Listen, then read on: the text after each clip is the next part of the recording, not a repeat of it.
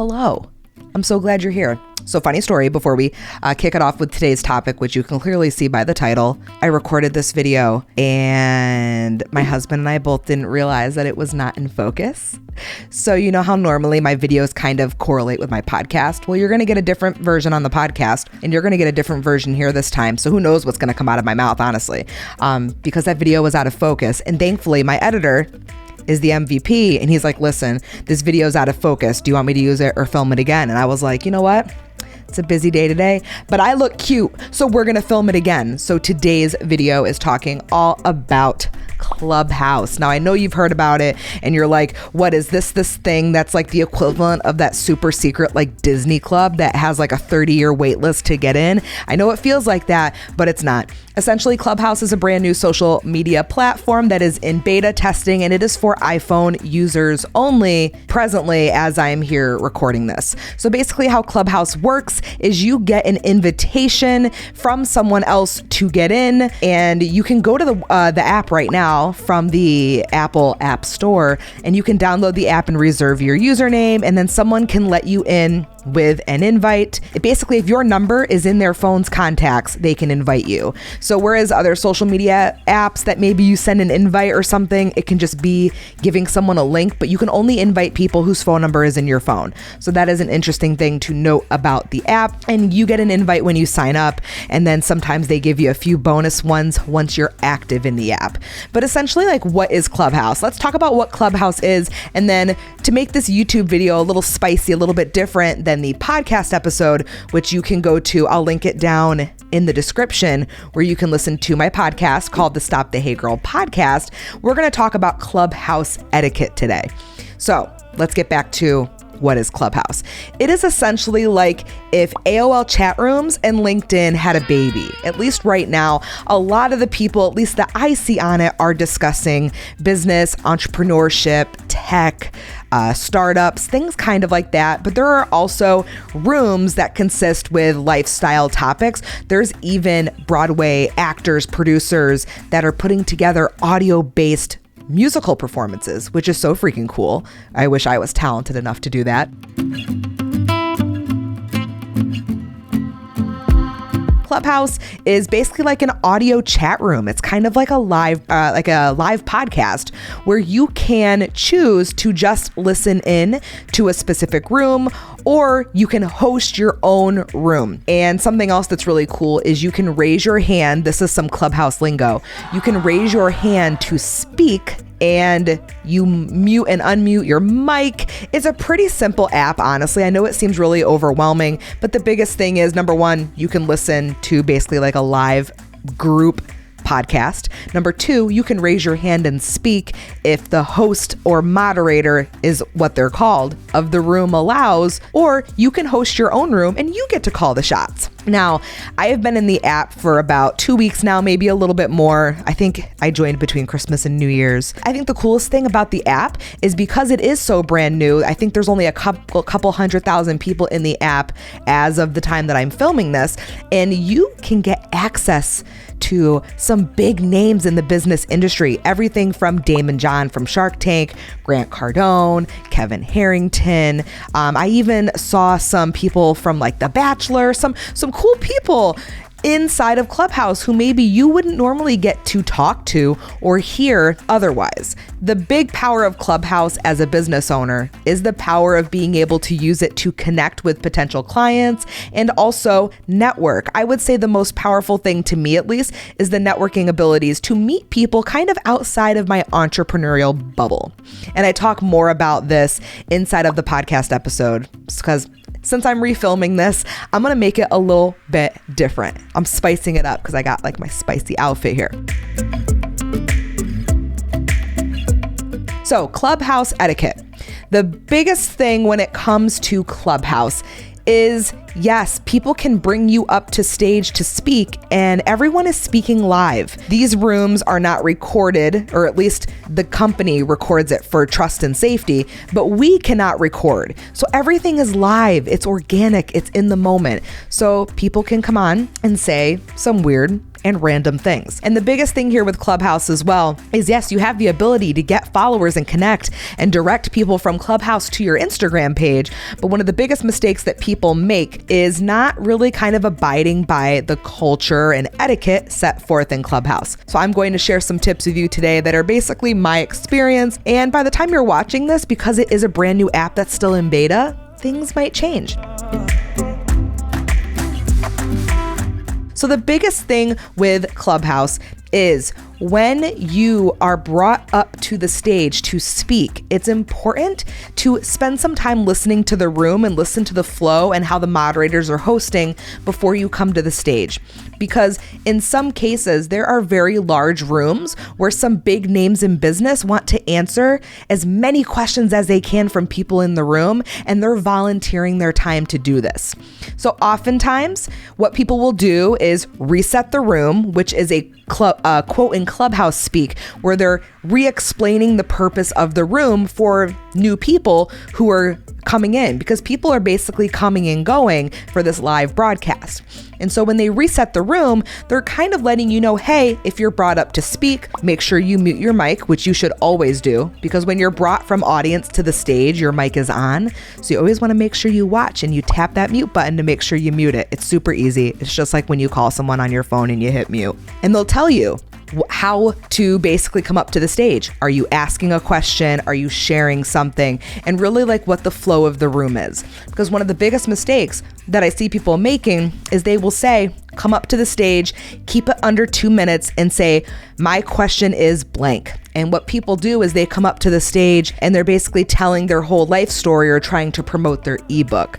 So a lot of people do try to take advantage of seeing these big rooms. And when they come to the stage, instead of honoring the moderators and kind of respecting their boundaries, they use it as an opportunity for self-promotion, which again, people in the audience can tell, and they're not excited to go check out your ebook. So the biggest thing is listen to the structure and follow those instructions, because if you take too long, let's say, and the moderators have to cut you off, it just gets really, really awkward. So always, before you come to the stage, listen to at least one room reset or listen to some people asking questions and see how they want it to be structured.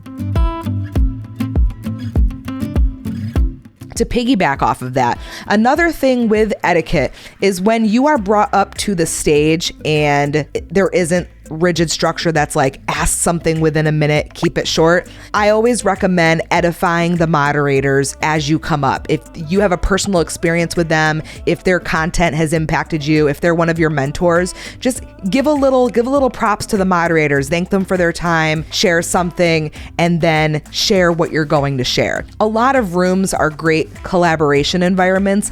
And like as an example, rooms I host, I'm totally fine with people sharing what they do and sharing who they serve and kind of giving their elevator pitch, if you will. But I think what's really important from a Clubhouse etiquette perspective is, even if you're going to come on and share something about yourself, always acknowledge the hosts of the room who are kind of providing a platform in their audiences to you. I think it's really, really powerful. And when you do that and you take the time to maybe share something that they've done or said that's impacted you, it really helps strengthen your relationship with some of these room moderators. Another thing to think about that's kind of a Clubhouse etiquette thing is if you are moderating a room, again, it's basically like live radio or a live podcast. So really awkward silence is something that doesn't really help you get traction in your room. If you are talking and going off tangents that don't really relate to the subject at hand, people will leave the room. And one of the most powerful things that you can do is keep things on topic, keep a good flow going, and making sure that it's clear and concise so that people coming in read the title and they're getting what they've come in the room for. That's one of the biggest things. Another Clubhouse etiquette piece is when they are allowing a lot of speakers up to the stage. Generally, what I've witnessed at least, Clubhouse etiquette is to go in line. So when you are on the stage, you can see basically the line. It goes all the moderators, and then people kind of first come, first serve up to the stage. And so what you want to do is something called PTR, which is pull to refresh, which is basically like how you refresh social media. You just pull down on your phone, it refreshes the screen and shows the correct order of speakers. So especially as a moderator, you want to make sure that you're doing this so that your screen is showcasing everyone in the correct order. Because what we don't want to have happen is if someone is waiting patiently on stage to ask you a question and you accidentally skip over them because you didn't pull to refresh. That is a mistake that I made, and that's something that's really important to know. And then the last thing I want to leave you here with today is decide about the structure of the room. So this isn't much of like a Clubhouse etiquette thing as it is like a Clubhouse tip. Is there are a lot of different styles, but the two main ones that I've witnessed are more instructional type teaching rooms with some Q&A, and then ones that are more of like a collaboration open discussion. Now, one of the biggest things is if you want to host a room where you are teaching on something and you're not really bringing people up to kind of facilitate a group discussion with you, I think it's really important to state that when you set the room and say, I'm going to teach you for the next 30 minutes about hashtags on Instagram, and then at the end, I will bring some people up to the stage to ask questions. So say that straight away so that people know what to expect, because you don't want people requesting to come to the stage and they don't know why you aren't accepting them. It might just be because it's not discussion time yet, you're teaching. On the flip side, if this is more of a collaboration discussion, everyone's welcome to the stage to come and share their piece. I also really want to share that to encourage people to come up to the stage. Now, as a moderator who's hosting a room, you can click people and invite them to come up.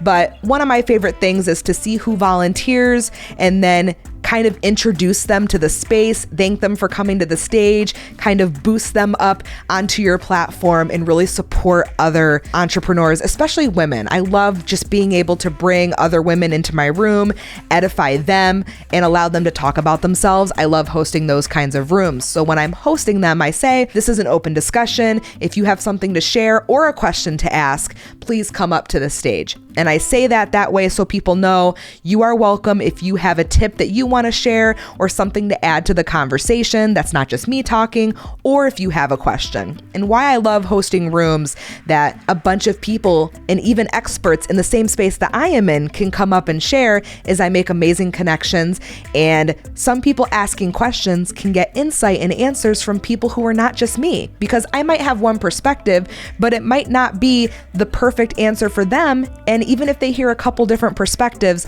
I think it's really awesome for someone to see different ways that they can go about things, especially because a lot of the people coming into rooms on Clubhouse that I've hosted are people who are newer to business. And I think it's so cool to be able to share some of my insights and things that have helped me. It's been really, really fulfilling to just give to the community without expectation. And actually, my last tip, my final tip I'm going to leave you with is when you are on Clubhouse talking about who you are and you're introducing yourself, I highly, highly recommend to not just talk about all the great things that you've done, but talk about what you help others do. You hear me say this all the time. What's in it for them? So instead of me coming on and saying, and I'm saying this because I've made this mistake more than enough times on Clubhouse, instead of saying, hi, my name is Kayla, I'm an Instagram and business strategist for network marketers, I can say something like, hi, my name is Kayla. I help business owners turn curious followers into loyal customers on Instagram. Or I help people create their own course or offer for the first time when they come from network marketing. So I can share what I help someone do so that if someone listening has that resonate with them, they could say, awesome, Kayla's my girl to help me with that. Make sure you're sharing what's in it for them, because that's how you're going to get people to check out your Clubhouse bio and you link your Instagram in there so you can get traffic from Clubhouse onto Instagram with ease. This is such an amazing organic opportunity to grow your impact, grow your influence, and grow your audience. For more information about Clubhouse, go ahead and listen to the Stop the Hey Girl podcast. And what I was thinking and saying at the same time was I'm also going to link my friend Melissa Litchfield's blog post all about Clubhouse. She's an even bigger expert than me. She is amazing. So I will link that down in the description so you can check it out. And if you talk to her, let her know that I sent you. Thank you so much for hanging out with me with this re-recording. My contacts are getting dry. It's been a long day, but I cannot wait to see you for next week's video. Stay safe out there, and I'll see you next time.